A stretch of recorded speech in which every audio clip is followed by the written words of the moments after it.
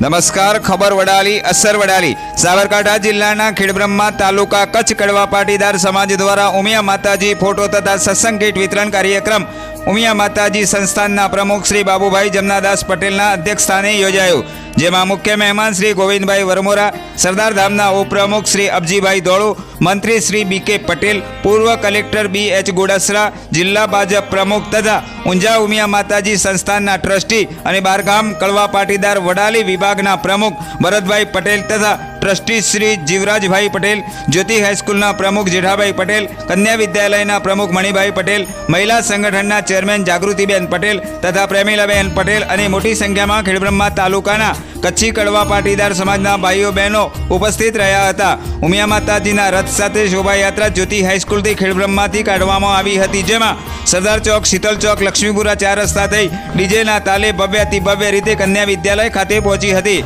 કાર્યક્રમને સફળ બનાવવા શ્રી તેમના પ્રમુખ શ્રી રબજીભાઈ શ્રોફ, મંત્રી શ્રી ચતુરભાઈ પટેલ અને તેમની ટીમ દ્વારા ભારે જહેમત ઉઠાવવામાં આવી હતી. આ કાર્યક્રમનું સુંદર સંચાલન જ્યોતિ હાઈસ્કૂલના આચાર્ય તથા મેત્રાલ હાઈસ્કૂલના આચાર્ય રશ્મિકાંતભાઈ પટેલ દ્વારા કરવામાં આવ્યું હતું. બ્યુરો રિપોર્ટ ચંદ્રશેખર ભાવસાર, ખબર વડાલી, ખેડબ્રહ્મા.